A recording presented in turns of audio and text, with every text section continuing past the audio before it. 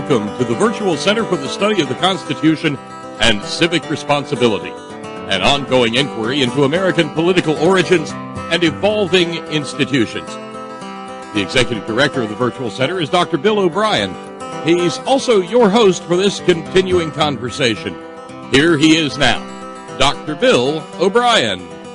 Bob Kincaid, thank you so much for the introduction and for your work with the Head On Radio Network in making the Virtual Center for the Study of the Constitution and Civic Responsibility even possible.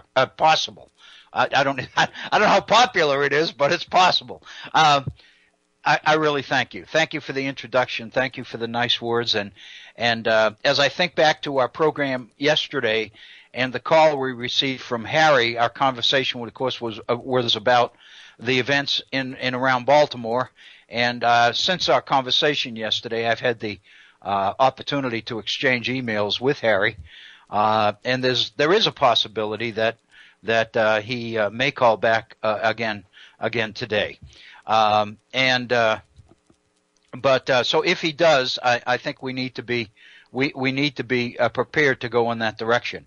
I still am ready to go on the issues of religious freedom, but on the other hand, some of the issues of the day are so telling, and they do raise serious questions about the nature of our constitutional system, and the issues of the responsibility, if you will, between government on the one hand and citizens on the other, the issues of inequality, the issues of perception and responsibility, the idea of civic responsibility.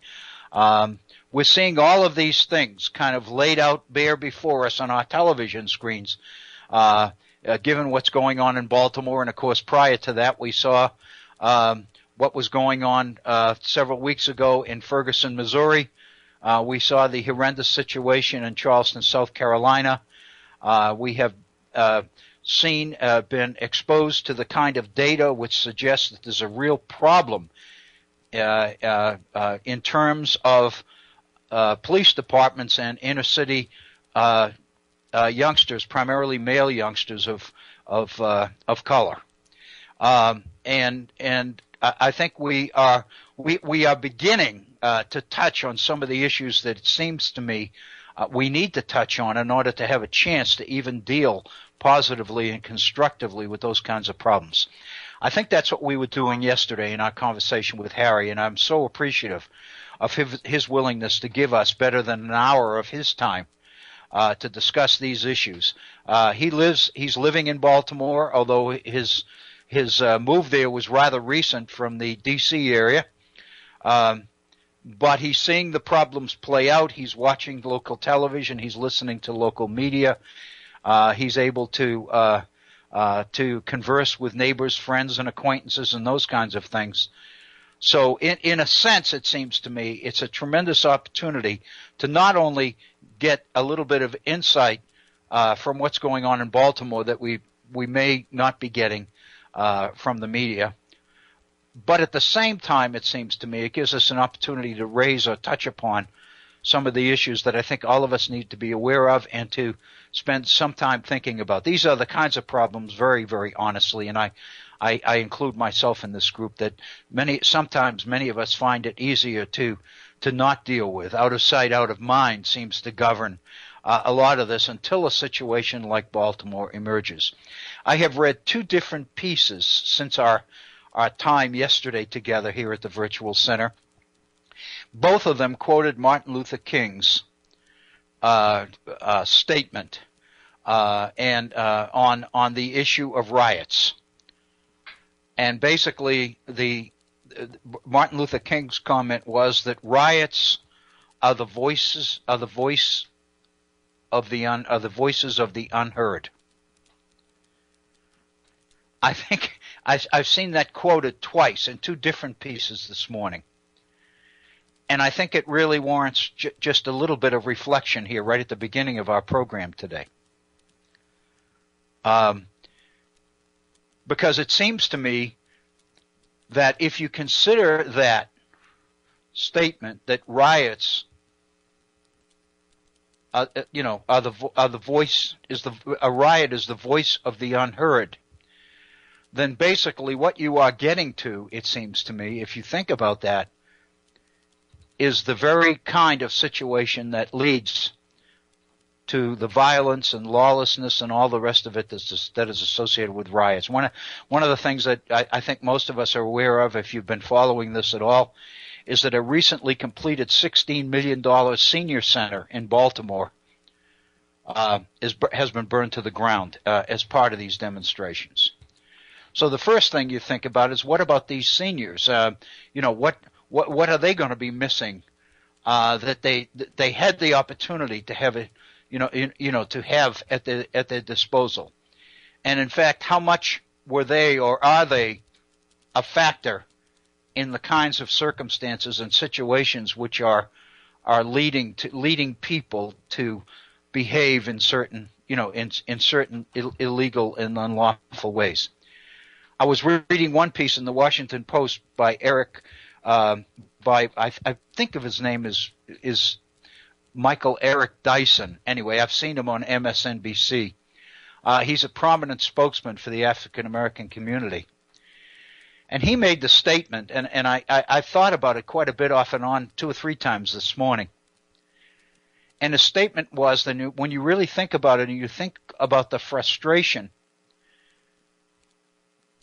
and the inability to have a voice that drives this kind of behavior, then in a sense, if those who are rarely listened to really want to draw attention to the circumstances that they are that they are living in, then it seems to me that throwing bricks and setting fires may be the only way that they can be heard. I'm thinking of last week's program when we talked about Mr. Hughes, the 62-year-old postman that flew the gyroplane, if you will, and landed it on the grounds of the Capitol in order to be heard.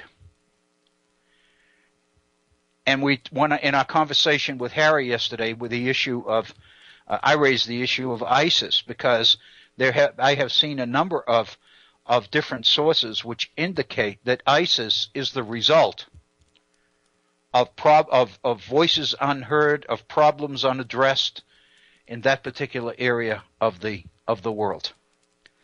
In other words, in many cases, it appears that when I say we, I don't just mean the United States of America, but we, the rest of us, those people that really don't have the inclination to be sensitive to these kinds of issues, are perhaps unwittingly, sometimes wittingly, driving young Muslims into the arms of ISIS. In other words, to what extent are we responsible for creating it because we wouldn't listen, or we didn't hear, or we didn't provide a way for the voiceless to have a voice, etc., etc.? So it seems to me there's so much here that all of us can learn from, and all of it touches sometimes more directly and more pointedly than other times. But in a way, all of it touches the issues of the American constitutional system, and more particularly the issues of civic responsibility. I think they belong here at the Virtual Center, and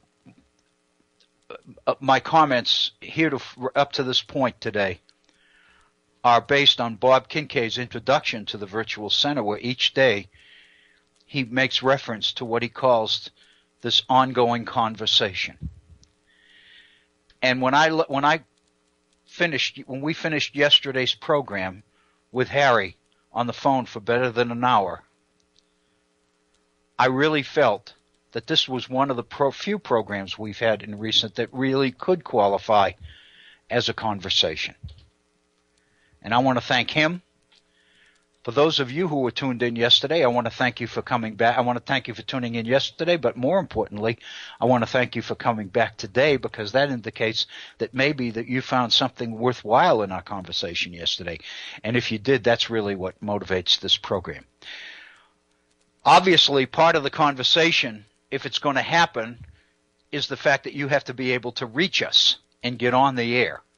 And we have, Head On Radio Network has provided for us a phone number that will accomplish just that.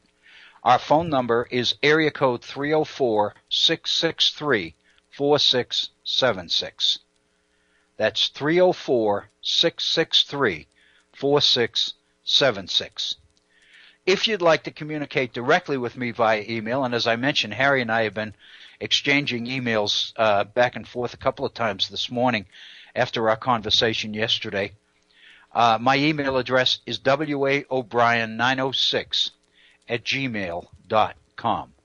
That's waobrien, O-B-R-I-E-N, 906@gmail.com.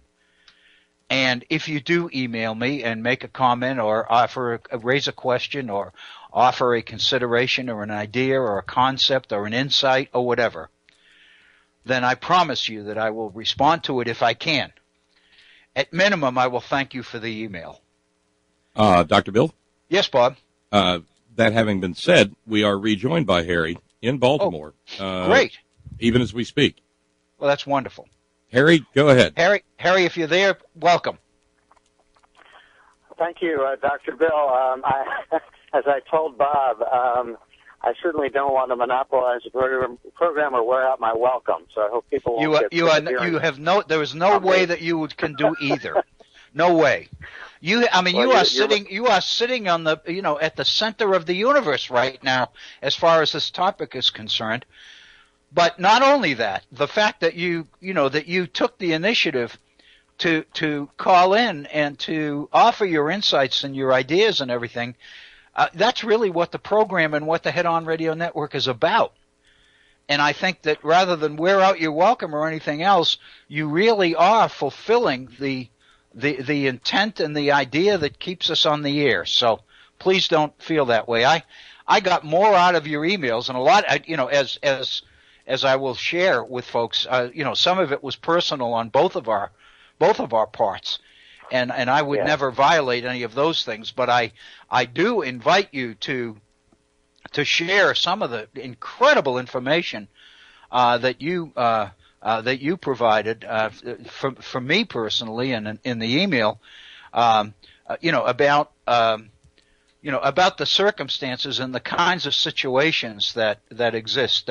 One of the things that I was struck by, I think I mentioned it to you in an email earlier, was the video of the mother taking control of her 16-year-old son, and the attention that's getting in the media. I've seen it in a number of different places. I went online and I mean CNN and Fox and CBS and I mean there's an online video with commentary from so many media outlets. Some people are recommending and labeling this woman the mother of the year and all of these other things, because she basically is exercising control over her son, which so many folks seem unable or unwilling to do in today's world. And I think that says a lot. So please feel free to share your ideas and your thoughts with us, Harry. Well, thank you, Dr. Bill. I guess, you had, in fact, suggested to me that you might ask about this. And I guess the first thing I would say is that it's difficult for me to talk about, I think, because it's such a delicate situation. I mean, yes, the video has gone viral, as you said, and, you can find references to it all over the Internet, all kinds of news outlets, and using that meme of, the mom of the year. And actually, I did watch the video itself, which was taken by the cameraman or crew from the local ABC television station. They happened to capture it. But as to what to say about it, it's, I guess, you can hear me say this again and again, and, it's so complex because, she was actually also interviewed, I gather, on CBS News, either the evening news or the morning news.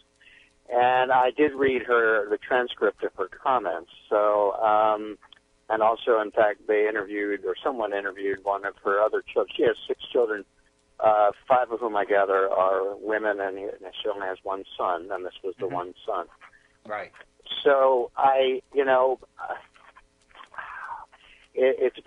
it is something that seems to me very delicate, and for me to comment on it, I feel like I really try to put myself in her shoes or to understand why she did what she did and how she felt about it. I guess I feel I feel very humble in front of that. I don't know what to say. I think though one thing I would say is that I think in a sense it's kind of in a strange way, ironically demeaning to kind of the Mom of the Year. I mean, I gather this first came to the media's attention because of what the police commissioner of Baltimore said at a press conference, I think, yesterday afternoon, where he talked about he had seen, and I don't know if that was the first reference to it, but he said he had seen the video, and he said something to the effect of he wished more parents would take charge of their children, during these times like she did. And so then I gather from that it kind of built up, although, as I said, it may have gone viral even before that. I suspect, the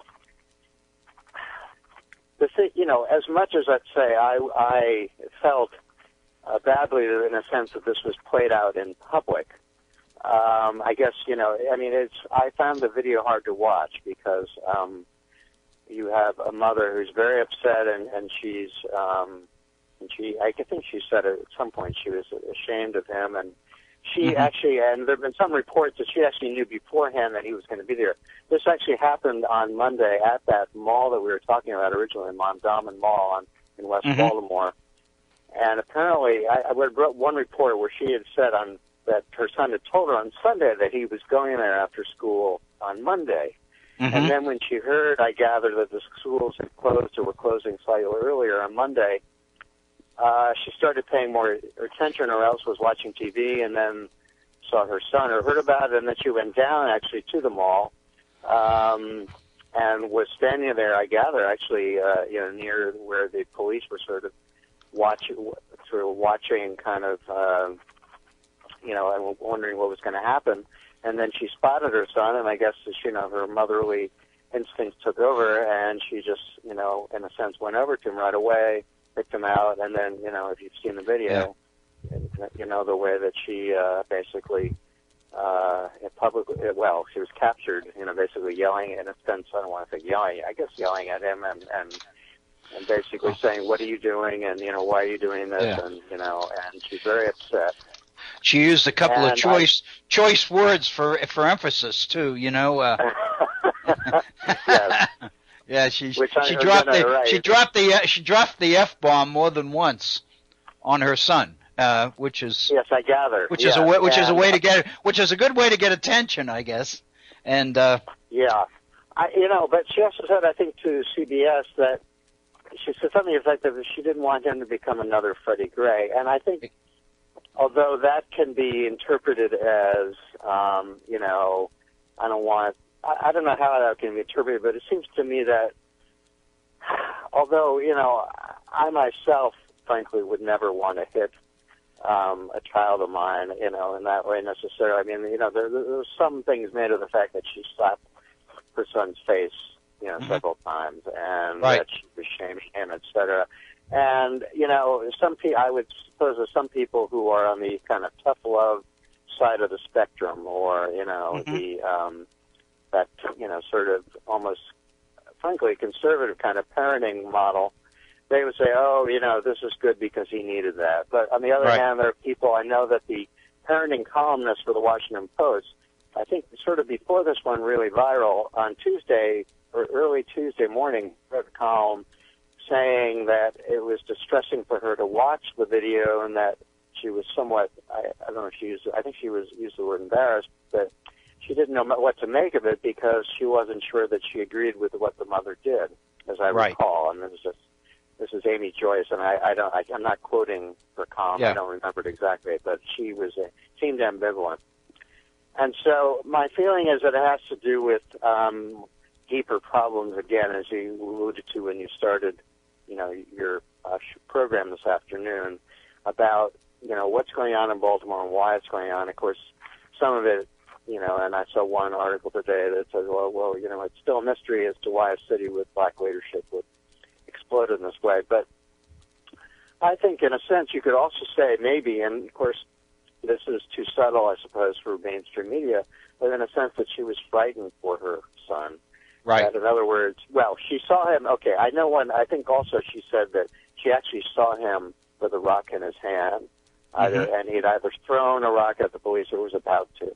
Mm-hmm. And one could say, aside from the fact that she might have been ashamed in a sense of his behavior in a sense, being part of the violence, that maybe she was also afraid that he, in a sense, would either there or somewhere else later, that day or the next day, be the object of violence from the police. Right. Right. That he could be shot. In other words, a lot of this he we're could get talking shot. about is Yeah. The rage of the African American community about how many African American, particularly young black men, have been killed in the last few years, and that this police brutality. Actually, as I read in a article that was sent out, well, it's a New York Times article, but sent out by the ACLU of Maryland, says that the tensions really go back as far as 1980 when the NAACP asked for a federal investigation into police brutality in Baltimore. Right, right. And also the fact that, as the Baltimore, actually the New York Times reported that Baltimore police officers have killed 127 people over 2 decades ending in 2012. Right. With a marked uptick in 2000, 2007, 2008. Right. And that also, again, as a Baltimore Sun, and I've talked to other people about this, but I may have mentioned this yesterday, the Baltimore Sun had reported last fall that the taxpayers or the insurance companies involved with the city had paid out almost $6 million in settlements in 102 lawsuits where there was police misconduct or violence against use of excessive force, etc. And then another $5.8 million was paid out to law firms who were helping the city to defend against those lawsuits before they were settled. Right. So I've seen some of those numbers. You're right. Right, exactly. So I guess what I'm trying to say is that as I've heard now today and last night and also this morning, community leaders basically, what I think they're trying to say is that this is all about something that has been going on, for several, at least in Baltimore, in very palpable ways for at least several decades now. Right. And that there is so much, and that the idea, the fact that if you were an African American person, particularly a male, that if you even walked outside in Baltimore, that, for example, in the Freddie Gray case where it is said that he basically looked at a police officer and that started some sort of action by the police, and then Mr. Gray started running. So, I, as a white person, obviously I, in a sense, don't feel that. I don't, in a sense, that's not part of my mindset when I walk out of my home here. But if I were black instead, yes, I think it would be. Mm-hmm. And so, I have to say, even though I obviously cannot put myself in a black person's, black man's shoes, but thinking about it as hard as I can, I would say, gosh, would I probably would be afraid of the police, generally, and be worried about anything I might do that might somehow trigger some action, aggressive action by them. And with the record that the police have in Baltimore, now certainly another, we talked yesterday about other cities that have had police brutality problems, but, there is this this line here going from, let's say, 1980. And then even indeed, the former governor, Martin O'Malley, who was talked about running for president, well, he, in the late 90s, when he became mayor, instituted what was called a zero-tolerance policing policy. Mm-hmm. And that policy then had to be actually ended or terminated about 6 or 7 years later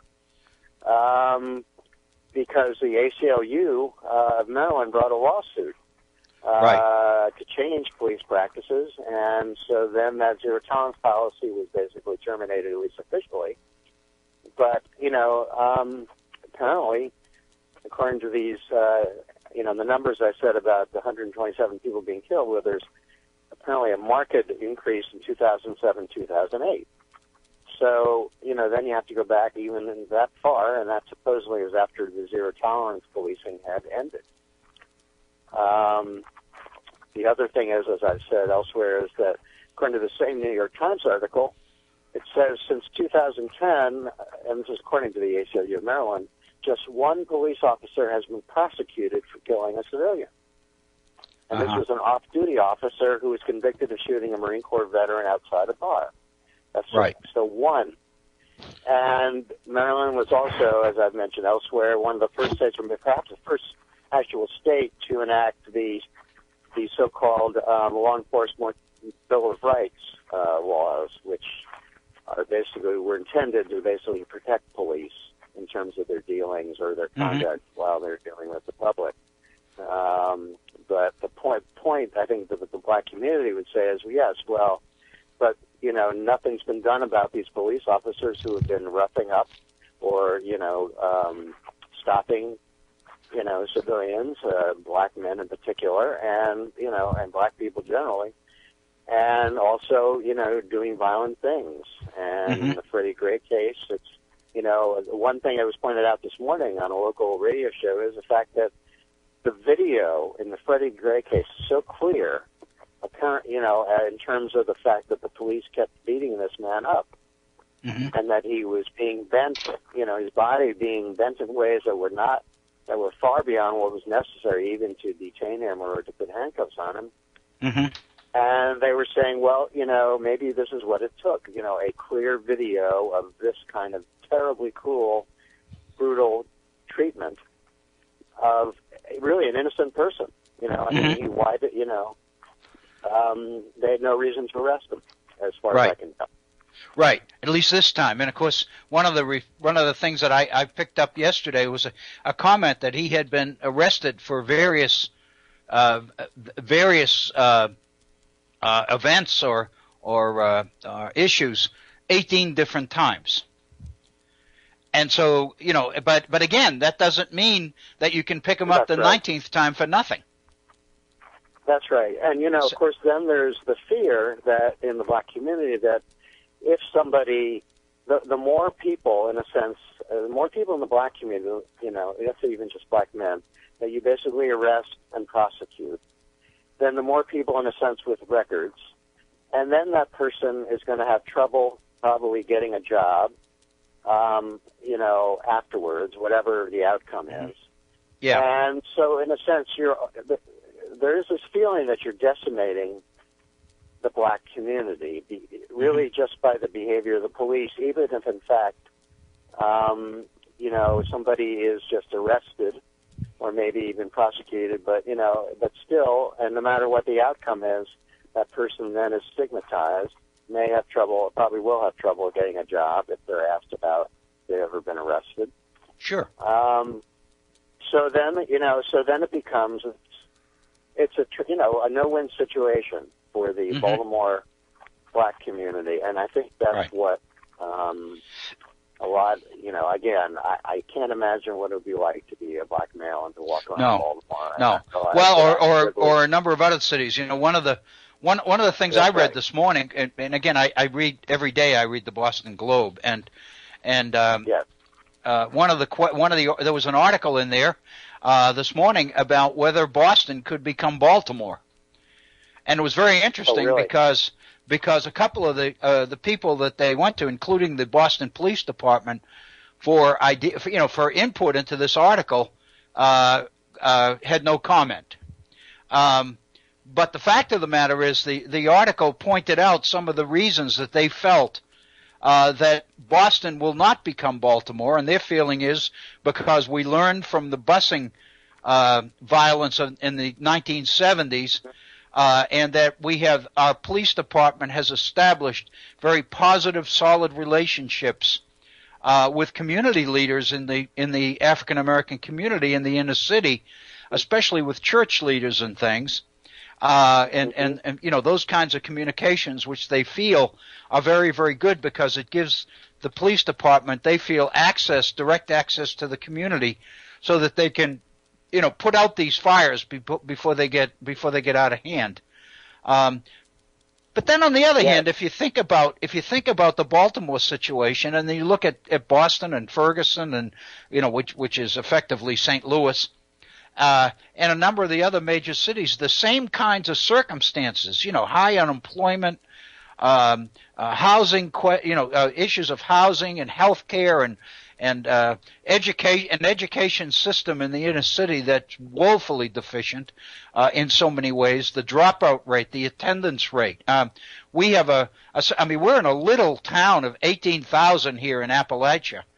And already our local court system has established a truancy program where parents, where the schools are sending people out to children who miss 3 days in a row, but with unexcused absences. The schools are going right out to the homes and picking up the parents or the adults responsible for children and hauling them into court, and to try to force them to go to school because the attendance rates are terrible. And of course, in big city, I saw, for example, in Baltimore, the attendance rate in the inner city school is something like 49.8% absence or something on any given day.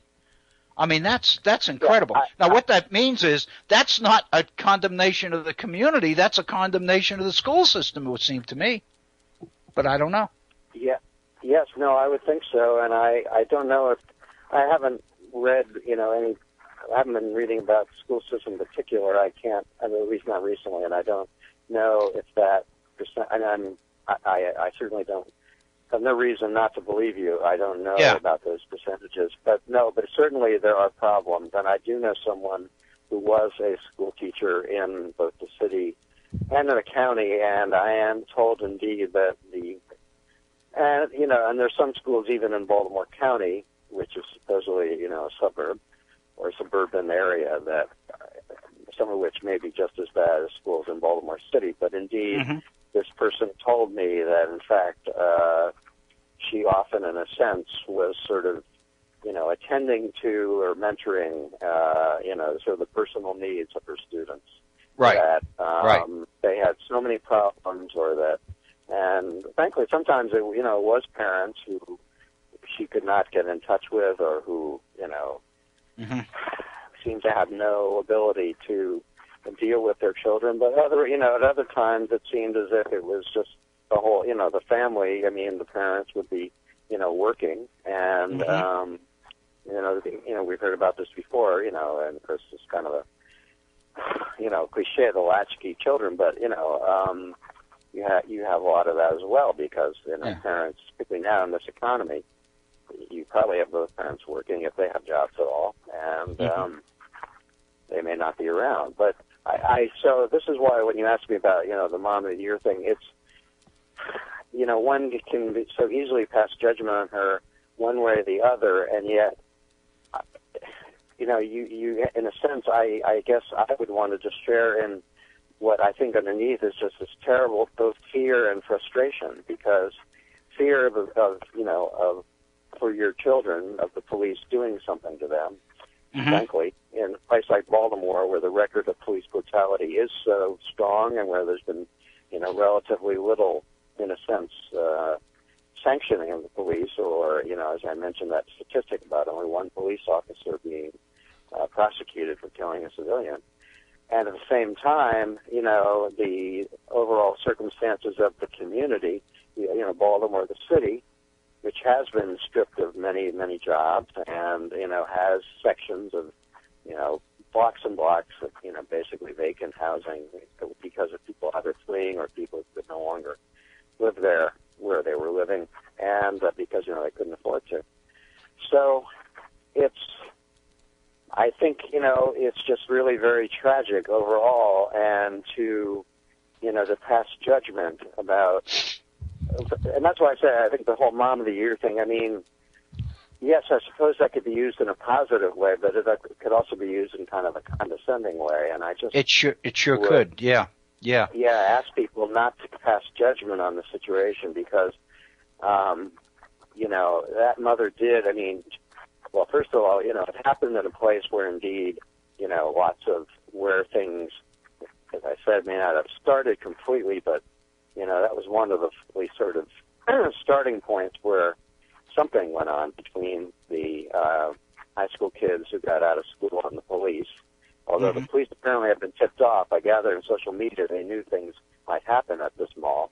But it was a rundown mall, and you had children after school. And I guess what I was just thinking of is the fact that I've heard other, when you hear community leaders, they will say things like, well, for example, one man has said this, and it's been played in local media a lot.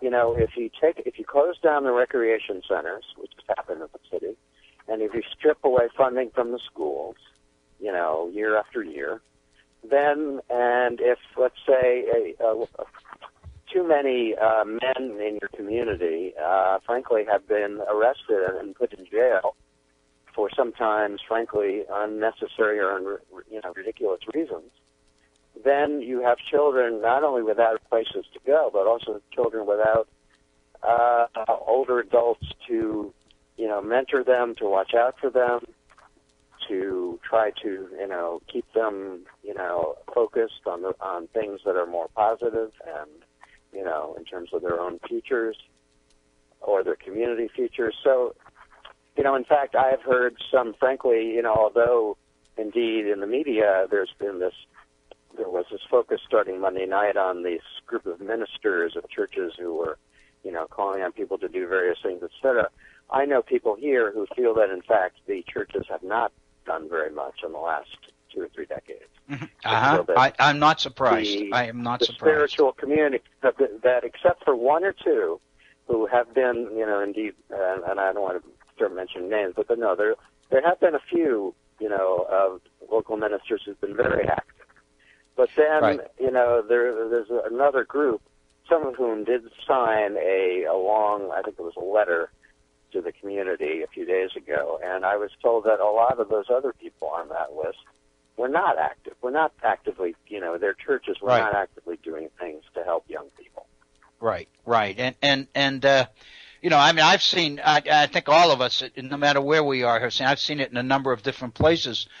But you kind of get this, I'm guessing, I don't think the church folks would necessarily accept this without comment or criticism, but it appears that within the religious community itself, there's a little bit of competition going on as to which churches and the spokesmen for which churches have the most influence in the community. That have the home phone of the mayor and sit on city council issues and boards and subcommittees and those kinds of things. In other words, there seems to be some sort of a badge of honor for churches that are more connected to the community, at least visibly, than others. And sometimes the activity or the efforts of the church go no further than winning those awards. I'm wondering sometimes whether they even spend time serving people. Are you referring to Baltimore in particular? No, I'm not. I'm just talking in a general sense. Yeah. I see that here. I see examples of people, churches, for example, and particular individuals within the churches that you find out are doing wonderful things and nobody even knew it. And then you see those people that are in the newspapers every couple of weeks about some program they have or some public event they have, and they're on the news and they're being interviewed frequently by different elements of the media. And you begin to wonder whether, in fact, they're doing that much good or they're just that good at PR. Yes, so I really think this is, and I would agree with you, and frankly, that is an element here in Baltimore. And again, I'm going to try not to say any names, but you do indeed have certain people who always do seem to be, in the media or having some comment to make or something to say. Right. And yet, I think there are a lot, and those people, unfortunately, are not necessarily the people, in a sense, keeping this community together or improving the community, really. Right. They are, some of them are PR hounds or whatever, and then there are lots, I would say, and I, occasionally will read an article about somebody or a group in either, frankly, the Baltimore Sun or even the local alternative paper, it's called the Baltimore City paper, which, by the way, has done, according to the locals, a lot of very good coverage of the last few days, and I would commend their website to people. The latest issue has just come out, and all their articles are online. It's the Baltimore City paper, which, oddly enough, now I should disclose, they're now owned, actually, by the Baltimore Sun Media Group, which is Baltimore Sun's corporate parent. Right. But right. the City paper continues to be, in a sense, a weekly, alternative weekly, and they have gotten a fair amount of praise for their coverage, and a lot of their reporters and photographers were actually there on the scene at, certain protest points, and there's even an article about what happened at, for example, at Camden Yards, where the Orioles play baseball, and why what seemed to happen happened on Saturday, which I didn't understand until I read that article. So Sure. Anyway, getting back to the PR, indeed, I'm sorry to say this, but yes, there are certain city officials, public officials, who are more well known for their ability to find photo opportunities than for their ability to lead. Right. And I'm sorry, please go ahead. No, go ahead. I was just going to say, there's, I've heard people say that about certain prominent national individuals, and I'm thinking specifically about, Reverend Jesse Jackson and the Reverend Sharpton. They always seem to show up when the cameras are on. And I hear a lot of people say that. It's funny and the fact of the matter is, while there might be some truth to that, there's also an awful lot in what these gentlemen are saying that if you believe that they're media hounds, you tend to feel justified in overlooking or ignoring what they say. And I read the comments that Jesse Jackson made at the funeral services for the Gray boy, and his comments are pretty potent and pretty powerful. I mean, he has some very, very significant things to say. Yes, actually, I heard a lot of what he said at the funeral. And actually, also, the next day he was actually out at that now infamous intersection where, so many things have gone on. And apparently a lot of the local media were surprised that he had come out there to talk to people. So, I think you can give him some credit. And I'm not actually referring to him in particular. But yes, indeed, in general, you do hear community leaders saying, well, as long as the camera's on, then, they and other people get to say things. I don't mean they, meaning even the community leaders, get their time to say, to the public what they want. But the problem is what a lot of the local community seems to be saying is, if this had gone peacefully, if the protests had only been peaceful and the funeral happened and all that, and they said they wouldn't have gotten any, time, in a sense, to talk about the problems of the city. That's right. And that was a lot of them. That was the comment that Dyson made in this morning's Washington Post, that until you start throwing bricks and lighting fires, there's no other way to raise the issues of the issues themselves. It goes all the way back to the very famous Martin Luther King letter from the Birmingham jail, in which he said that. He was talking about the violence in Birmingham at that time.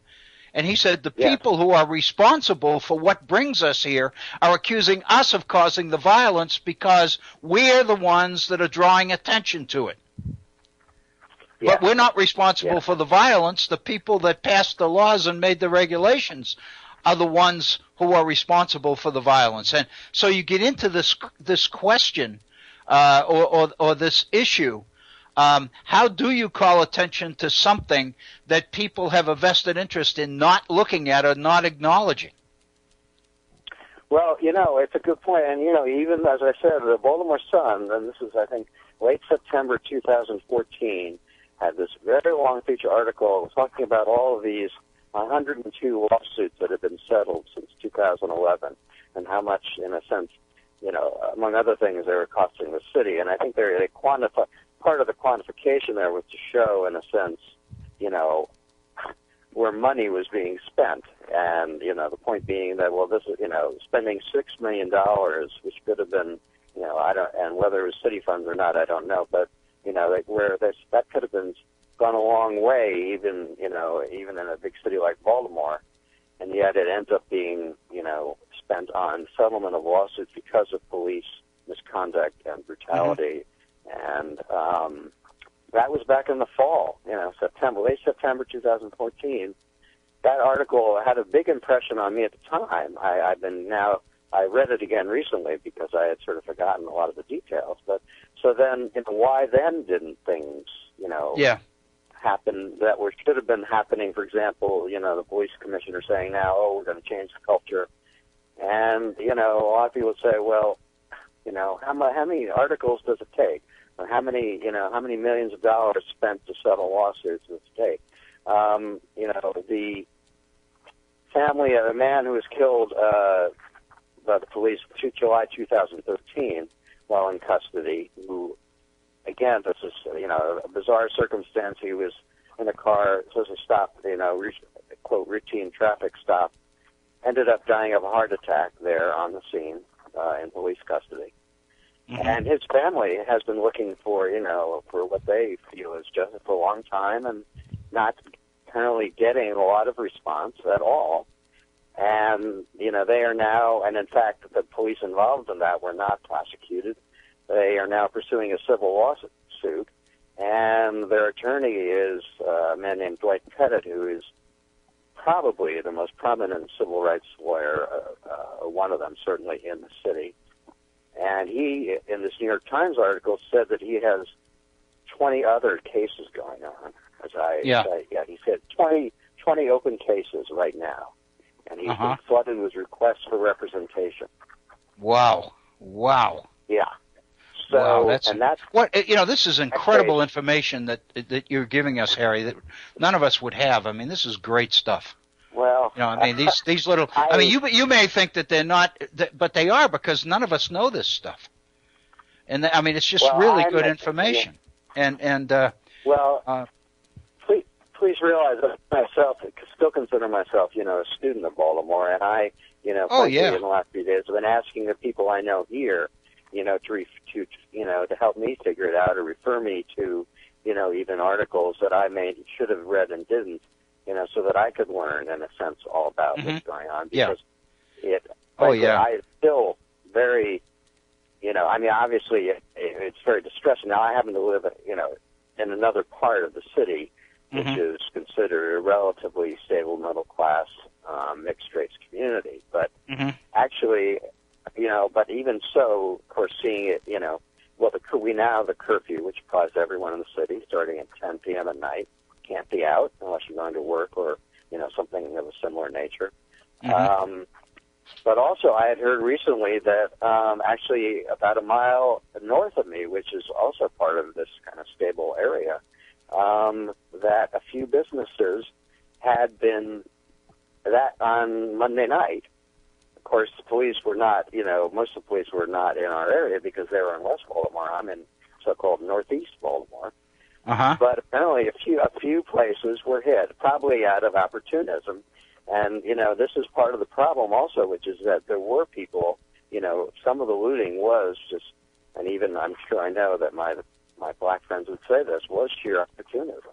For example, a small jewelry store about a mile up north from me on a major thoroughfare. Apparently, I saw photos. I'm not just saying this. Somebody posted photos who lives even closer.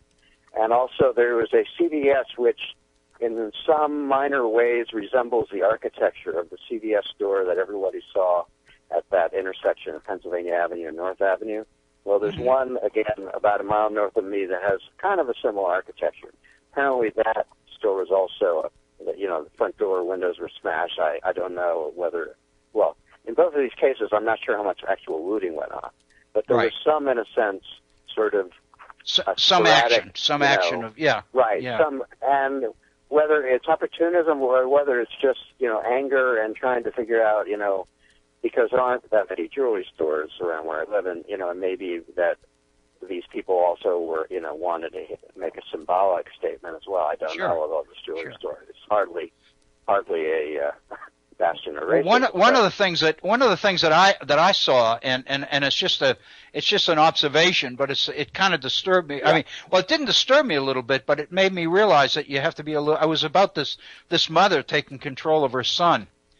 And one of the things that became very clear to me is that 5 or 6 different people have come or raised to, had said to me, made comments about that particular incident. And what I've learned is that I'm learning more about the priorities of the people who are telling me about that story than the story itself. And what I mean is, the people who are emphasizing and calling her the mom of the year and saying, finally, somebody's taking control of these kids, their number one objective is to paint all of these kids, the whole situation in Baltimore, as out-of-control black people whose parents have not fulfilled the responsibilities of parenthood. And finally, we have a woman that's going to.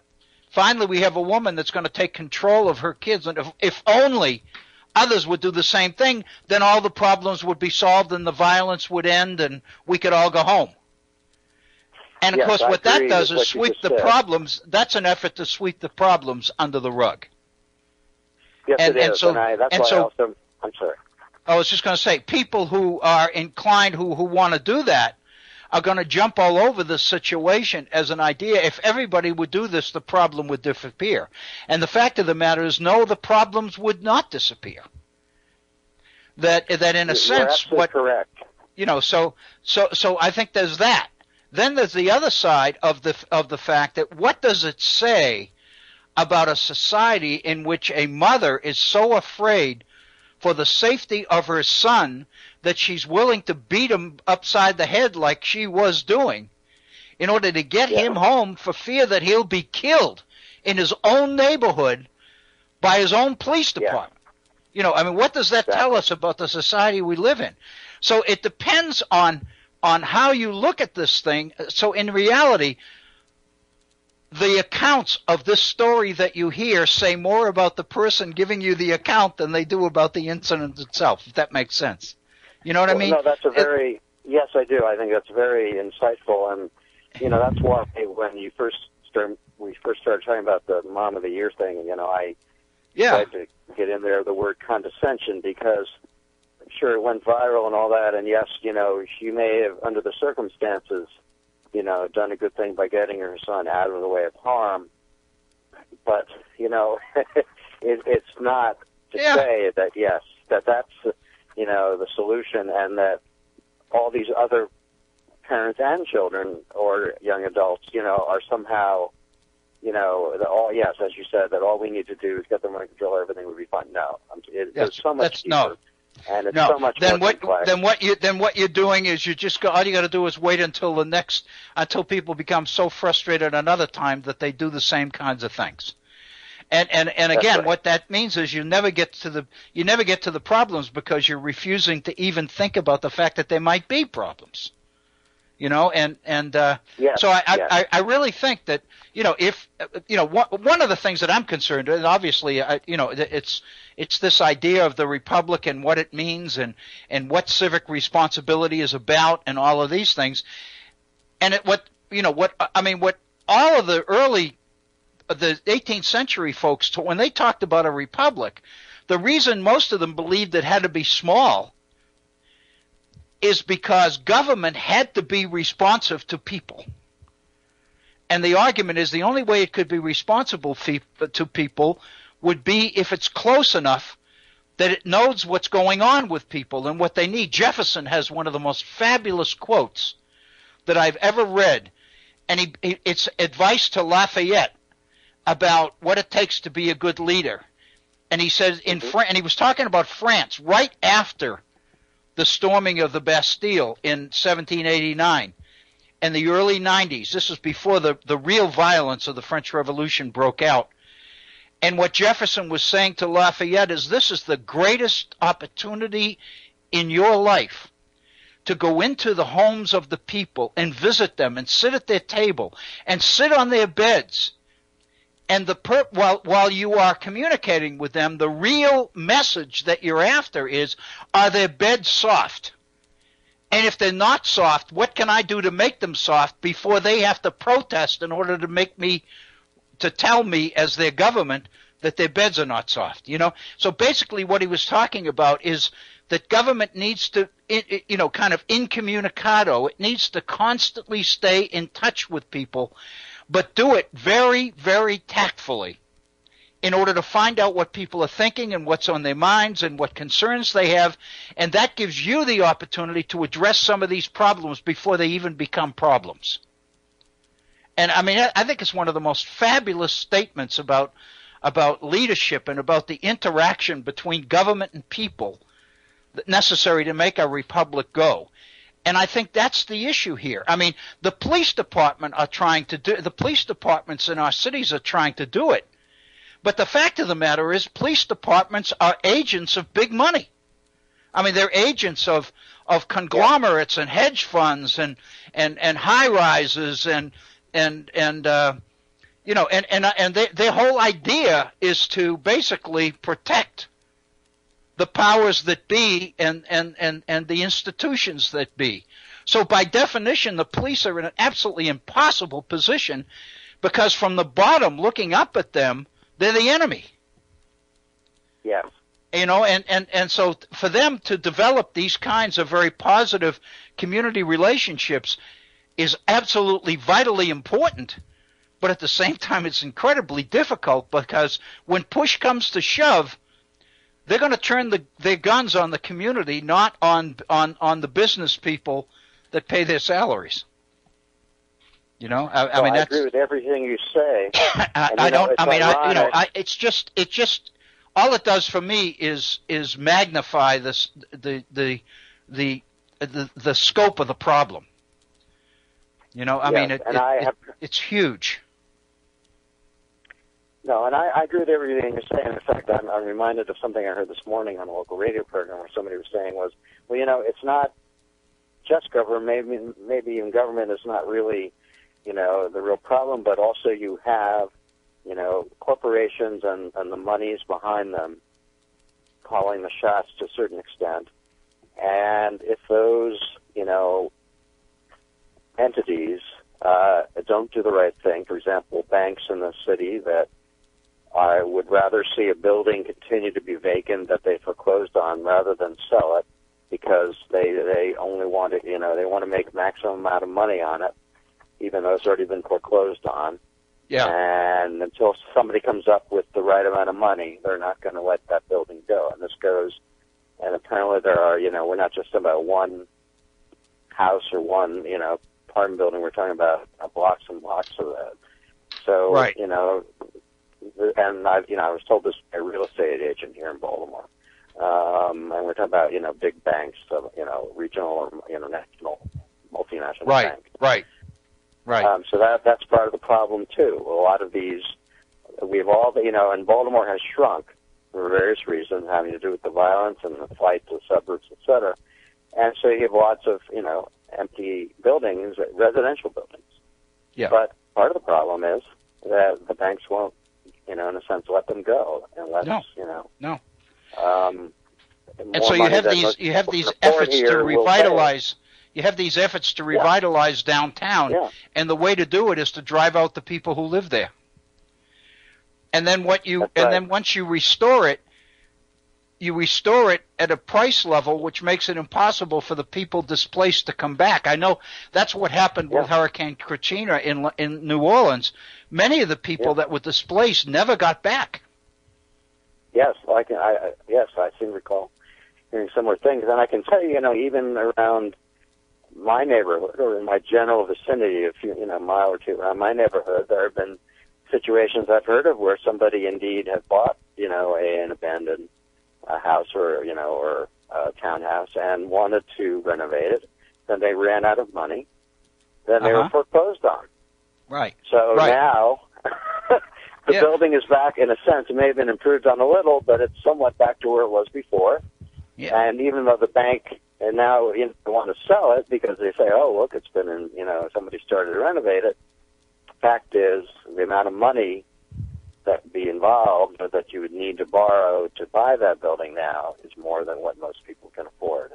And so it's back with the bank, and they're holding on to these things. And it seems to me they should be helping by, giving things away. Because the other thing that's happened here is that I know someone else is involved in just creating a new community land trust.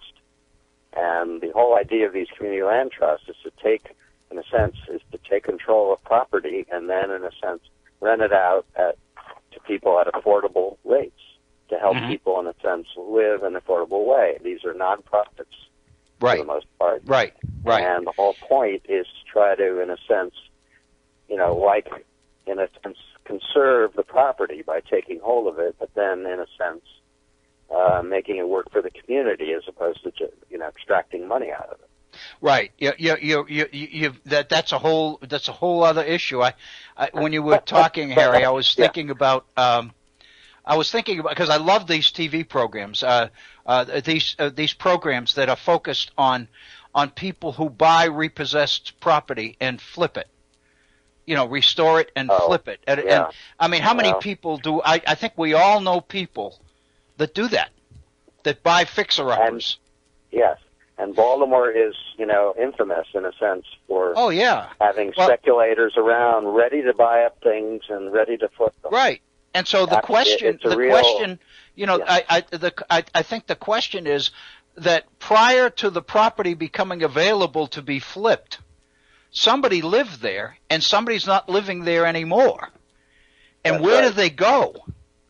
What happened to them? Why did they leave? Why did they find that they could no longer live there? Whether it was they couldn't pay the rent or they couldn't meet the payments or they were destroying the property or whatever. But here in Baltimore, a lot of it is foreclosures. Yeah. Oh yeah, and I mean it is. I mean in this little community it is too, and I guess it is in I know people. I have a stepson, and he and his wife are involved, and their daughter and the daughter's husband, which would be my step granddaughter, are in Florida, and I haven't seen them for a couple of years now, 2 or 3 years. But what I'm hearing is that's what they're doing. They're buying property and they're flipping it. And the point is that is an industry in this country. It's a lucrative industry, but on the other hand, there are victims. There are invisible victims on the other end of that. Absolutely. And it seems to me that as a society, we better start paying attention to the invisible side rather than just the visible, the opportunities available to the visible side. Yes, and the last thing I want to do is go ahead. I was just going to say we emphasize the flippers, but we need to consider a little bit more carefully the flippies. But anyway, I don't know, but I'm guessing that if Baltimore's like any other city, there's a lot of that going on. I mean, there is. I mean, well, quite honestly, I would say it's probably. Well, I haven't been in New Orleans in a while or other places that have really, even in Florida, cities that have taken big hits. But all I can tell you is that you can drive around Baltimore and you will even see these signs posted on telephone poles that say, want to sell your property? Call this number. Right. And I know homeowners who regularly get postcards, these mass mailed postcards from companies saying, want to sell your house? Is a good time, Oh yeah, we have here in our local community on billboard. We have these big yellow, audacious yellow signs that say buyuglyhouses.com, and it has and it has an 800 number. We buy uglyhouses.com, and there's an 800 number you call. And I mean, basically what they're saying is we'll buy property that you think is worthless. We'll buy it. Right. And so in a sense, that's what the recession, the recent recession in 2008, 2009, there was this tremendous displacement of people in repossessed property and repossessed homes. And I mean, what happens to these people? And are these some of the people that we're seeing on the streets of Baltimore right now? If it is, my opinion then, would be yes. If it is, then it seems to me we ignore what they're telling us at our own peril as a society. Yes. So. Well, it's almost as if, and of course I would not be the first to say this, but when does, and I would say early on, but when does capitalism become self-destructive? When does it, in a sense, eat its own? Yeah, exactly. And, that's what we're doing, is eating our own. Destroy what's supposedly, what you're supposedly trying to build. And, I'll just say one last thing, and I should let you go. But it's ironic, that Baltimore, that there's so many problems, in a sense, with at least what I would call the, issues of community. And I say that because the irony is that at least certainly 30 years ago or 40 years ago, I mean, and the names are still there, Baltimore had this proud tradition of, frankly, it has named neighborhoods, and there are certainly over 100 of them, maybe even close to 200. And so all over Baltimore, there are neighborhoods with very defined names, and these are small, relatively small neighborhoods, some of which have been, may occasionally maybe swallowed up into a neighborhood with a newer name or something. But we have so many of these neighborhoods, and yet I see, I'm sure at least some people, my personal feeling is that part of the problem in Baltimore is really this problem of community or lack of community, this kind of vacuum of community, and yet we have all these neighborhoods with names. I mean, all over, if you look at any really detailed map of Baltimore, you'll see all these names for very, relatively small areas, all of which are considered neighborhoods. And that's one of the reasons that, Baltimore has this, slogan used to be Charm City, and that had to do in part with this idea that there are all these small neighborhoods where people, had been or are supposedly, a neighborhood because it's such a small area. Oh, but God. The question now is, what has happened? And a lot of people who've lived here for a long time have said, well, what's happened to neighborhood beyond the name? Exactly. Because, and you're right, Charm City is what Baltimore is known as.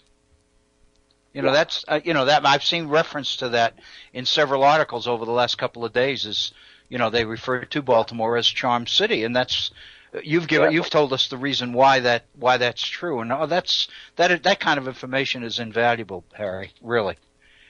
Hey, you're giving us better than an hour of your time. I love it. Thank you so much. Man. I definitely feel I should now let you go before I wear out my welcome. But thank you so much for listening. Thank you, Harry. And we're gonna pause and take a little bit of a break now. But I can't tell you how much I appreciate the last 2 days and the information you've given us and the insights. And Baltimore's very lucky to have you, man. Very lucky. Well, you're much too kind, but I'm glad that I was able to help you try to. Okay. Well, you sure did, and I think over the coming days and weeks we'll begin to appreciate more and more some of the things that you've brought to us. Thank you so very much. Well, thank you, Dr. Bella. Thank you, Harry. And again, please feel free. Don't feel that number still works. Don't feel free. Feel free to call back other times on other topics or whatever. We'd love to hear from you. Thank you so much. Thank you. Thank you, Harry. We're at 9 minutes after the hour here on the Virtual Center, and we've had the pleasure of better than an hour of Harry's time and insights on Baltimore and the situation in Baltimore. And, of course, I think the unspoken issue, what he didn't have to say, because I think we all know this, is that with the imposition of the curfew last night, Baltimore remained relatively quiet. Once the curfew was imposed and implemented, apparently there was a little bit of a threat at the very beginning, but it dissipated quickly, and for at least all the media is reporting that the the rest of the night into this morning, the daylight hours, was relatively peaceful in Baltimore. But again, the question is that an indication that the issues involved in the Baltimore situation are over? Or is this relative peace an opportunity to begin to delve more deeply into what the issues were that precipitated it? I would suggest to you that if, of those two choices, the first one is the most popular. The second one may be the most important. Let's pause and take a break. We're at 10 minutes after the hour. We'll pause for 4 or 5 minutes. We'll be right back at 15 minutes after the hour, and then we'll continue with our program here at the Virtual Center. Please stay with us. We'll be right back. We now return to the Virtual Center for the study of the Constitution and civic responsibility. Here's Dr. Bill O'Brien. Thank you, Bob Kincaid. I'm still reeling from the depth of that conversation with Harry. And Harry, again, if you're still tuned in, thank you so very, very much. First of all, for your willingness to give us that much time, that much of your time. But the information and the data and the information about the various neighborhoods and the history of Baltimore and the issues and the interests in Baltimore and all the rest of it are so valuable as we struggle trying to really find the issues. And I got to say, as we launch into this final 45 minutes of our program today here at the Virtual Center, during the break, I was thinking of the similarity, and again, I'm not using this as a smooth transition because it's not a transition that was intended. It's one that just occurred to me. But I was thinking about the issue of the religious freedom issue. Obviously, we're not going to be able to cover the whole thing today. We can revisit much of it next week during our programming here at the Virtual Center. But one of the things I was thinking of is our programs here over the previous weeks and months at the Virtual Center, and specifically the focus on the sources, on the primary sources. And the fact that when you look at the primary sources, you're kind of required to go with what's there. In other words, once you look at the primary sources and you say, well, that's what the founders said, that's what they meant, that's what they wanted, then you can do all sorts of handstands and two steps and all the rest of it.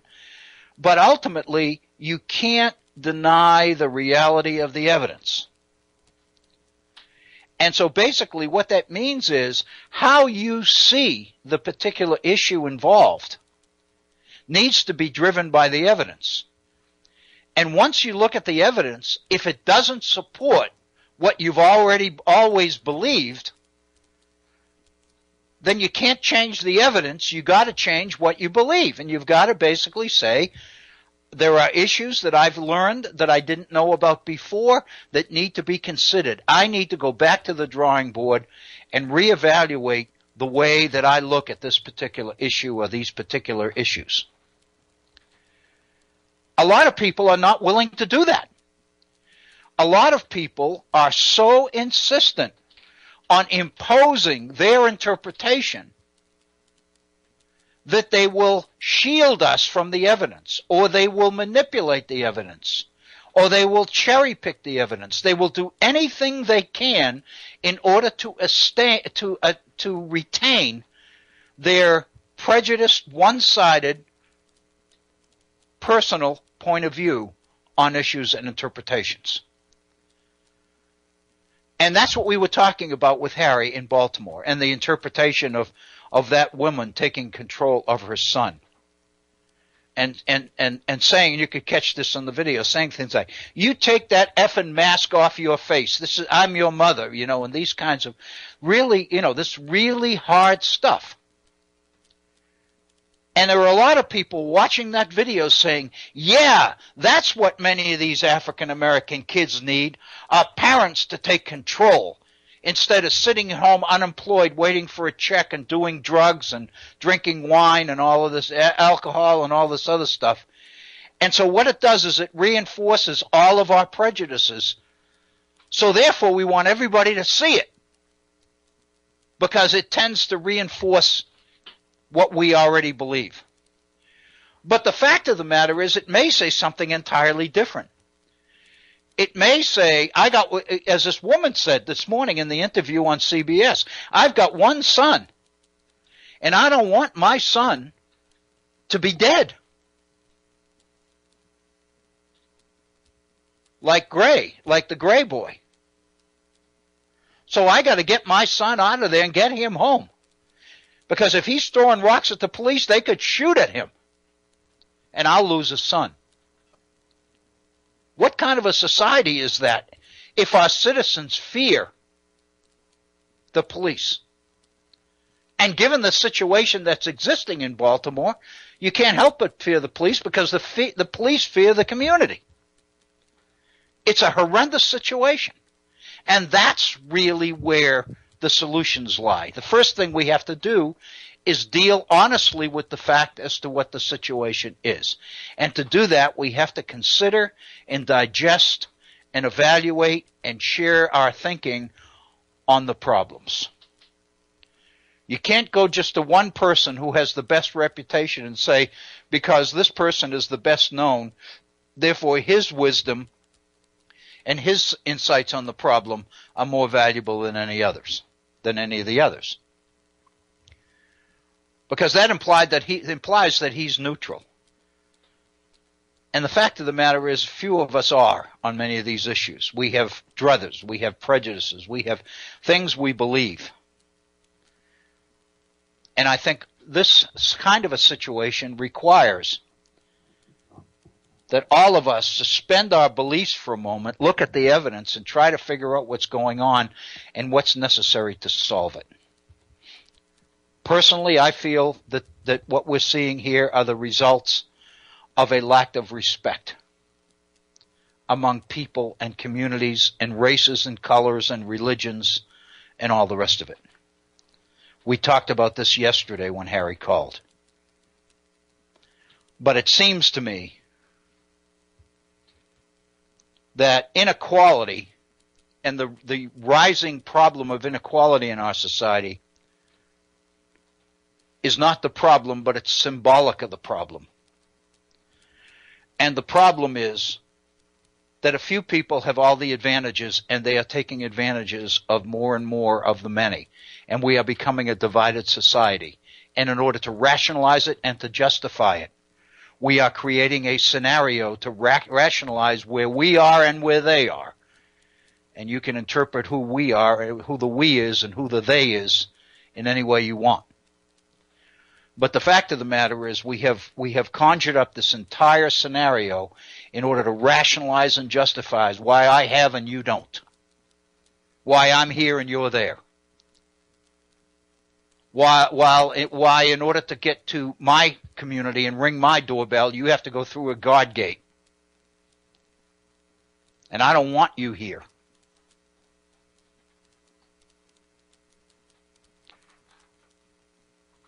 And it's the issues that precipitate that kind of a society, it seems to me, we've got to deal with. How many people tell us that we are the most religious society and the most religious nation and culture on the face of the earth? But the difference between those who wear their religion and those who live it, I would suggest to you, is unbelievable.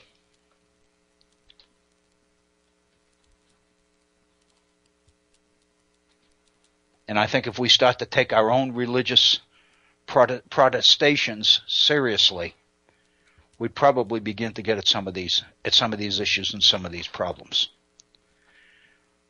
You know, it's everybody says it's jobs. It's even more than jobs. It's why there aren't any. And it's why some people when there are jobs, why some people get them and some people don't have a chance at them.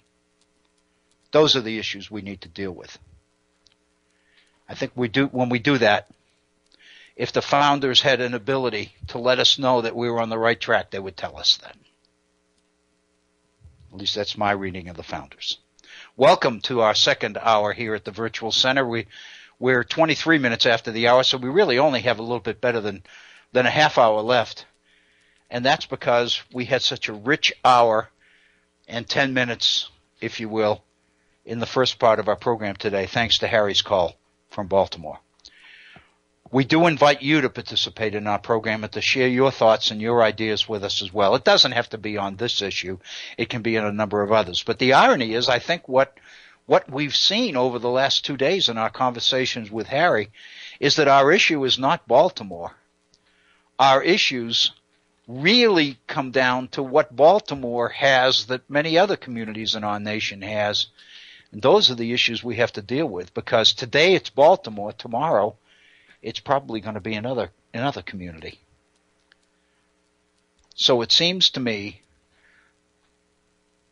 the idea of not doing the same things over and over again, expecting the results to be different or the issues to go away, is a little bit naive. I invite you to participate and to give us a call and share your thinking and your ideas on these or other issues. Our number is area code 304-663-4676. 304-663-HORN, HORN. If you would like to communicate directly with me via email, my email address is waobrien906@gmail.com. waobrien, OBRIEN, 906@gmail.com. It's all one word. There's no spaces, no punctuation in that at all.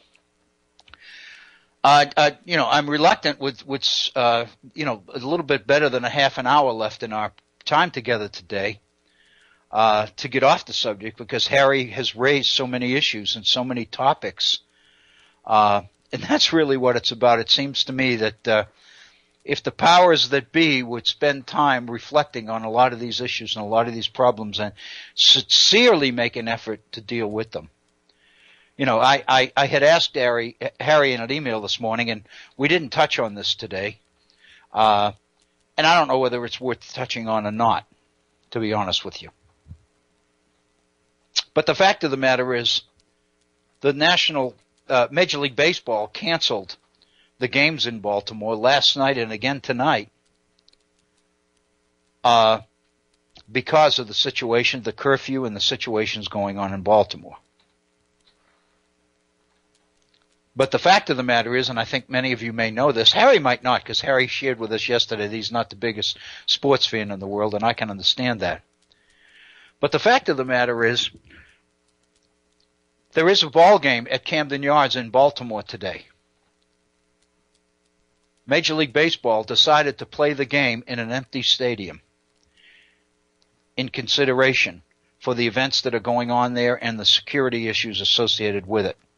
So there'll be nobody in the ballpark watching the game, except those who work there, the attendants and stuff and such. But there will be a ball game.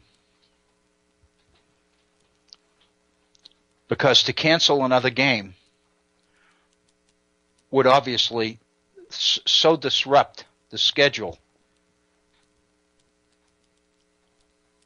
of the two teams involved, which happens to be the Baltimore Orioles and the Chicago White Sox. And it happens that because they play in different divisions within the American League, that Chicago and Baltimore only play one more series this year, and that one's in Chicago. So the thinking is, we can't make up the games later unless we force people to travel, and the schedule is so tight for travel requirements and everything else that it became difficult to reschedule these games. So the argument is the best thing to do, we may be able to make it with one, and they did reschedule the one that was canceled Monday night. But the one that was canceled for tonight is being played this afternoon in an empty stadium. And I shared that information with Harry, but it's in the media, so it's not a secret. But I asked him whether, in fact, he felt that there was any significance to that. And he didn't mention that, but given his thinking and his feelings about athletics, I don't fault him at all. But the fact of the matter is, that's pretty incredible. And again, it's interpretive. It depends on how you feel about the issues. Many people believe that you're going about business as usual and saying, we're not going to let things like this disrupt our plans and such. Therefore, we're going to play the game anyway. Is credible. Is creditable. I mean, there are some people that would say more to it. These people don't have a right to disrupt the Major League Baseball schedule and everything else. So more power to them. It's important that the game go on. How many times when we hear of a death in the family of an athlete, and the athlete has to make the decision whether to go home and mourn and grieve, or whether to go forward and play the game. And how many times do we hear athletes say, my dad or my mom or whoever it was that passed away would want me to do this, so I'm going to play the game, grief or no.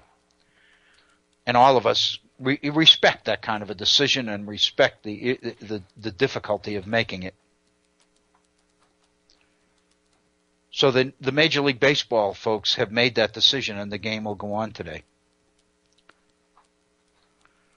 We talked a little bit about this issue yesterday in reference to Camden Yards.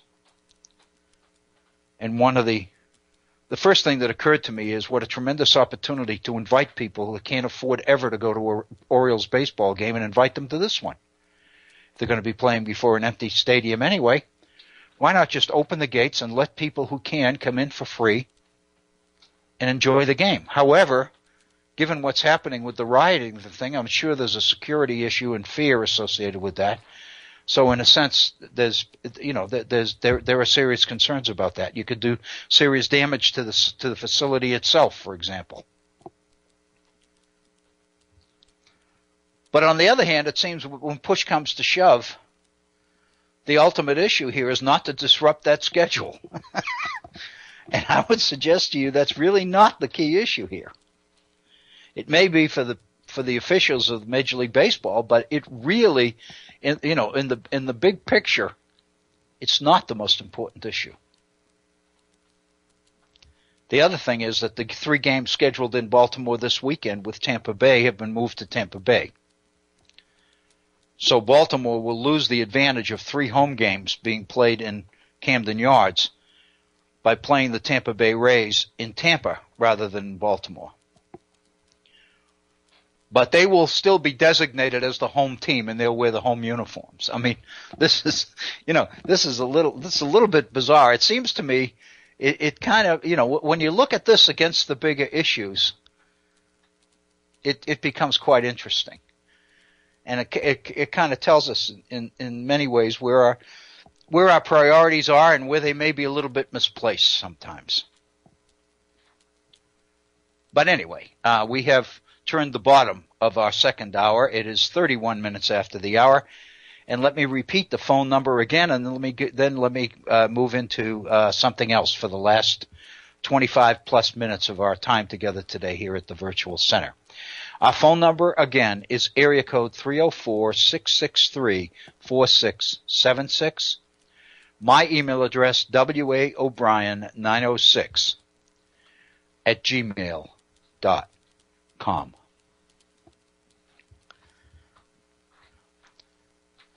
As we announced at the beginning of the week, the issue for the week I had thought over the weekend would be the issue of religious freedom. Specifically looking at our contemporary happenings which have made religious freedom such a prominent issue in today's republic. The Hobby Lobby case of last year and the recent religious freedom legislation issue in the state of Indiana. And of course, those two issues are not unrelated. And that's what we were looking at yesterday at the beginning of the program when we were so fortunate as to have Harry call, and we got into the issue of the things that are going on in Baltimore. So I think in the time that's left, I think what we can do is kind of at least rehash and lay the groundwork for the discussion on religious freedom that I think we will have next week. So I would like to go back and talk a little bit with you about the circumstances related to and the significance associated with the Hobby Lobby decision. And the reason that I feel it's necessary to do that is because there's absolutely no question that the Hobby Lobby decision becomes the occasion for the religious freedom of issue surfacing in the states. And one of the things that I can remember pointing out yesterday, and I want to emphasize this because I really think its importance can't be overemphasized, and that is the incremental nature of some of these decisions and some of these issues. When you imply intent, when you suggest that there's a plan or a strategy, and that somebody has a game plan and a strategy, and I suggested this yesterday when one looks at the judicial behavior of John Roberts, the Chief Justice. And I have read articles by people who really spend their professional lives investigating and researching the court and the behavior and activities surrounding and within the court. One of the conclusions that continues to surface about Justice Roberts and about his tenure as Chief Justice of the Supreme Court is the extent to which John Roberts is an incrementalist. And what that means is it appears in many cases that there is a strategy, a long-term goal. And the way his legal mind works is to anticipate the kinds of stones or bases, if you will, that would need to be touched in order to get us from here to there. In business management and planning, long-range planning, business people refer to these as milestones. Steps along the way from one point to another point, from beginning to end, from start to finish. And the experts are telling us that perhaps more obviously than most Chief Justices in the past, Justice Roberts seems to function from an incrementalist kind of point of view. He seems to think that way. The implication then is that there's a long-term strategy. Now let me point out what the opposite to such a strategy would be in order to clarify the issue of strategy. Many people's understanding of the court and of our legal system, our judicial system, is based on the assumption that each decision is freestanding and stands alone. In other words, each decision is rendered, each court decision is rendered in order to address a particular problem that came up at a particular point in time. And that, therefore, the decisions that courts reach are rather random. And the court moves from this issue to that issue to a third issue, back to the first issue again. But there really is no pattern. There really is no strategy or no plan. If you imply incrementalism, if you imply that there is a plan or that there is a strategy, then what you are also saying is that the person with that strategy, in this case Chief Justice Roberts, that he wants to see certain things happen in this country. He wants to see the court render or issue certain decisions in certain areas.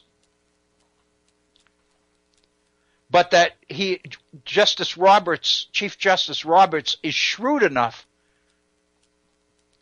and is of a legal mind sharp enough to realize that you can't leapfrog from here all the way to there without creating an uproar in the country.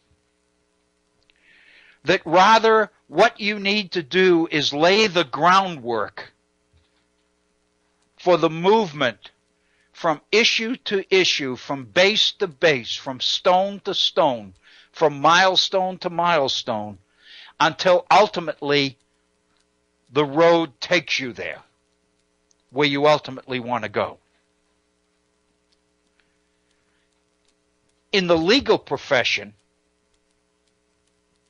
these milestones then become precedents, become legal precedents. In other words, the decision in one case becomes the basis for the decision in the next case. And more often than not, part of the strategy is that when rendering a decision, you lay out the ingredients for the next one. In other words, part of your decision is to invite the next case, which will give us the opportunity to move to the next step or to the next stage, milestone, or precedent. And then once we get there, we'll use that to take us to the next one. All of this suggests a plan or a strategy. Therefore, all of this suggests intent. It suggests that the court, members of the court, are not objective. They are not automatons or robots or machines where you put in certain information and out comes a certain result or decision. A lot of people think that's the way the law works. You input facts and out comes the conclusion. You input this, and if you think about our judicial system, just think about Matlock. The best part of the Matlock programs is the last 15 minutes when we watch Matlock perform in court. And that's the place where he takes all of this evidence that's been building up through the whole program, and he presents it in such a way that at 58 minutes after the hour of every program, the truth emerges. That's the ideal of our judicial system. That's the basis of the way that it works. Many people believe then that it's a system which is not political, not personal, or not ideological. That what we have here and the way we appoint our justices is to find totally neutral, objective people that will just look at the fact and make the decisions and forego consideration based on their own prejudices or their own priorities or their own druthers or anything else. Most of the experts recognize that that's really naive.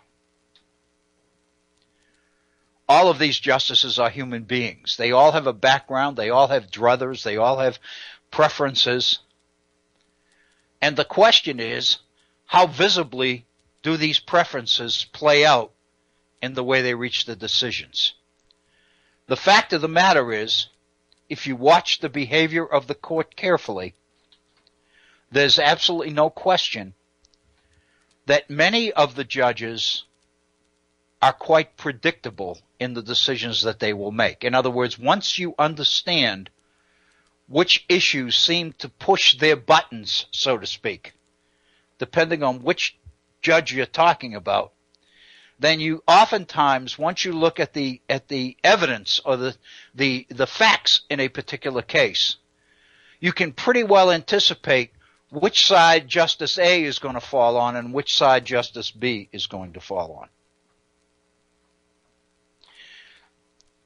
Yesterday, Tuesday, the court heard more than 2 hours of testimony, more than double the length of the hearings that the court usually holds, on the issue of same-sex marriage. And if you followed the media, and of course this is a little bit difficult given what's going on in Baltimore and what's going on, in Kathmandu and in Nepal with the earthquake. And again, it's kind of interesting the extent to which Baltimore has pushed the apparent deaths of some 40,000 people off the front pages. I think that says a lot also. But if you've been following the write-ups and the reports on the behavior of the court yesterday, most of the experts have already made the decision as to which judges are going to come down on which side. And the swing judge, the judge that's going to make the difference, is Arthur Kennedy. Because in the past, when issues like this came up, he has been on different sides of the issue. On the one hand, he's a big supporter of states' rights, but on the other hand, he's also a defender of human rights and equality. So the debate about Justice Kennedy is which side is he going to come down on in this issue? The guess is that the decision, like many decisions coming out of this court, is going to be a 5-4 decision. The question is which side is going to be 5 and which side is going to be 4, and that's going to pretty well be determined by which side of the fence Justice Arthur Kennedy ends up being on this issue of same-sex marriage. The point I'm trying to make is it wouldn't be possible to predict the behavior of judges on issues so accurately unless there's a lot of ideological preference and priority involved. The past behavior of these judges enables us to anticipate and to predict how they're going to rule and how they're going to determine certain issues. The implication, then, is that the idea of strategy or long-range plan is not all that bizarre. That while we would not, many of us don't want to believe that the highest court in the land is making decisions according to a closely held agenda that only a few people know about. But at the same time, the history of the court and the evidence of behavior on the part of the justices suggests that the idea of a plan or a strategy or a direction that certain judges want the nation to go in has credibility. And so consequently, it seems to me, the idea of incrementalism on the part of John Roberts is not way out there. It's not extreme, bizarre, but in fact it's a consideration. What I would ask you to think about as you look at the issue of religious freedom, and we'll be examining this issue in our coming programs in more depth, but what I would ask you to consider is the issue of strategy, looking at milestones and precedents involved in these things. And then the question that we're left with is it just an accident that these precedents happen to be there? Or were the cases rendered and that came before the court and the decisions that the justices made in those cases, were they made with the idea of what is liable to happen in the future as a result of this? And the more I engage in this, the more I'm inclined to see a pattern or a long-term strategy or whatever. There's absolutely no question that John Roberts is an incrementalist. Increasingly, his decisions and his priorities are becoming easier and easier to anticipate.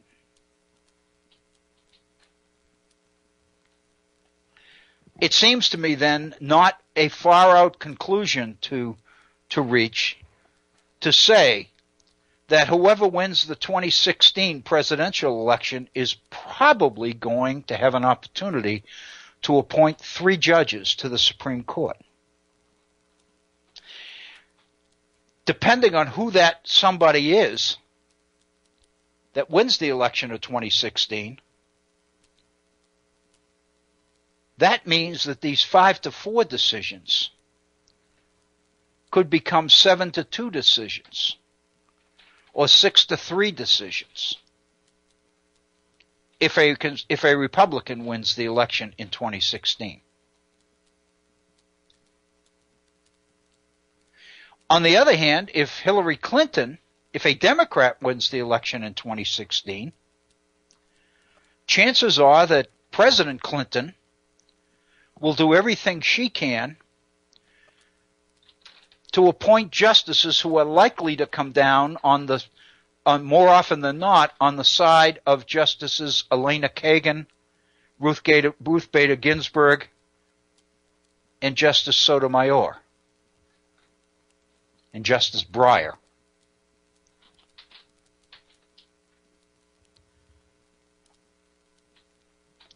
But on the other hand, one of the things that defines Hillary Clinton is the fact that while she's a Democrat, she's usually considered to be a moderate Democrat rather than an extremely liberal Democrat. That may mean that she's going to appoint justices that are much more centrist and much more moderate in their ideological preferences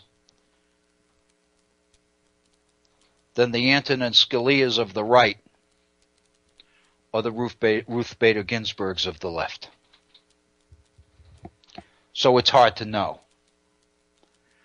But as we look at the religious freedom issue, for example, and just look at the background, and we did a little bit of this early on in yesterday's program, the background to the decision in Hobby Lobby, that in order to really understand the significance of the Hobby Lobby decision, you can go all the way back to a case that the court decided in 1990, a case named Employment Division versus Smith. In that decision, Justice Scalia spoke for the court, and his basic argument is that no person can defy neutral laws of general applicability as an expression of their religious belief. In other words, nobody can, according to Justice Scalia in 1990, nobody should be able to claim religious preference or religious belief in order to exclude themselves from laws that apply to everybody else.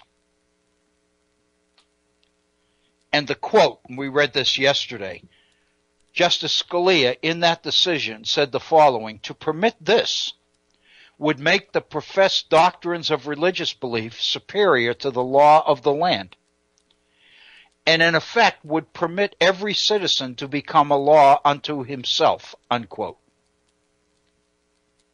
In other words, if you allow a citizen to be excluded from the application of a law that applies to everybody else because it's of their religious belief or their religious preference, then that means that you are potentially allowing every citizen of the country to use religion to obey or not obey whatever laws they choose to obey or not obey. In other words, you are giving every citizen in the country the right to nullify the law for themselves. And if you do that, you don't have a society. You don't have a society governed by the rule of law.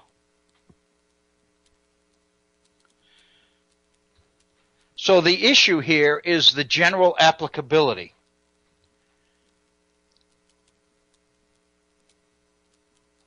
And basically what he wrote is that laws that are generally applicable to everybody, that everybody has to obey, don't have to meet the standard of what the court calls, what he called strict scrutiny. Strict scrutiny, it's a legal term, requires that the issue at hand be the least restrictive way to accomplish that end. In other words, if you are making a decision in a particular case, then part of that decision is to require that it result in the least restrictive way possible to accomplish the goal in question or the end. And by definition, to require that kind of strict scrutiny is contradictory to the idea of general applicability. In other words, if you have a law that's generally applicable to everybody, then by definition, it can't be required to meet the laws of strict scrutiny. And the other side of that coin is that if you insist it meet the laws of the ingredients of strict scrutiny, then that means that it's not a generally applicable law. That it's a law that applies to certain specific people in certain specific instances. That's the decision that was reached in 1990. So in effect then, what the court was saying is you can't use religious belief to exclude yourself from laws that apply to everybody else.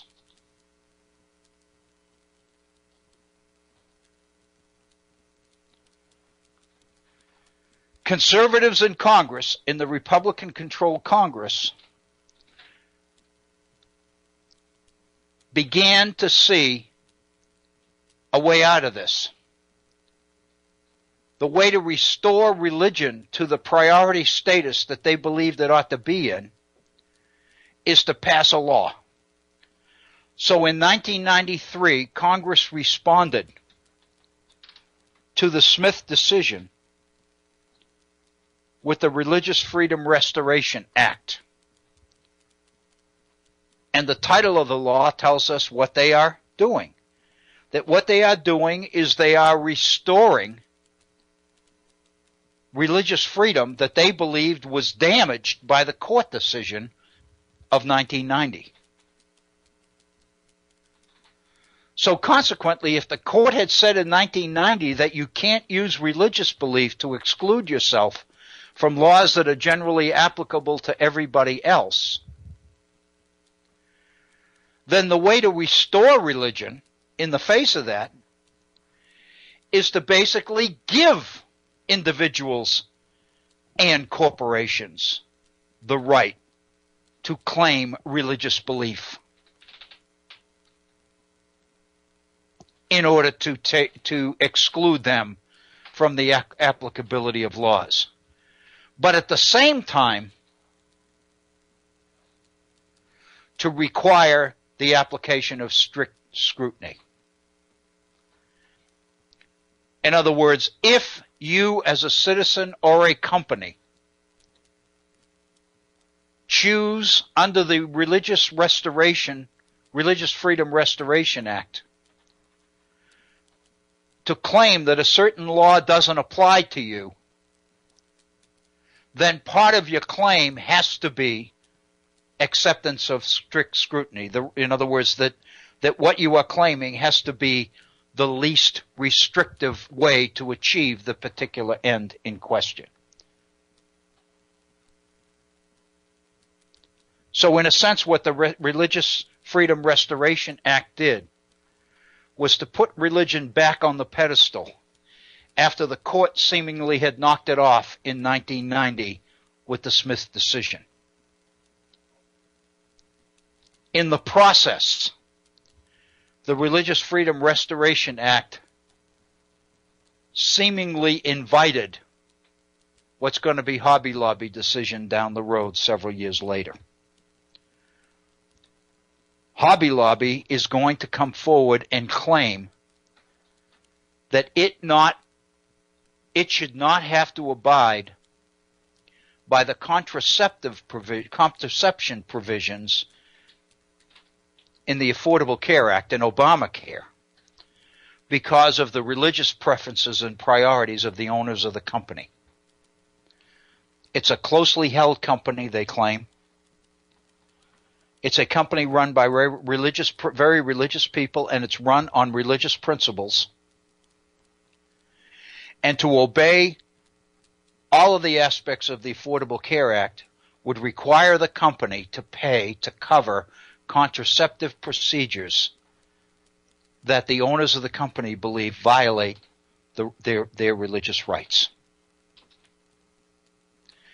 And of course, what they claim is that this is the least restrictive way, that just giving them the opportunity to not obey the law on that portion of the law is the least restrictive.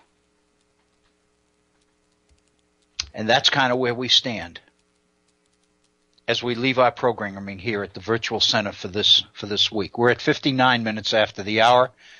We'll return to this issue again on Monday. But let me close, first of all, by thanking Harry once again for his contributions, thanking all of you who've been tuned in, and urging all of you to be safe. Enjoy your weekend. The weather is, for most of us, is going to be wonderful at what the predictions are. Have a wonderful weekend. Thank you. Be safe, and we'll see you next Monday here at the Virtual Center. Take care.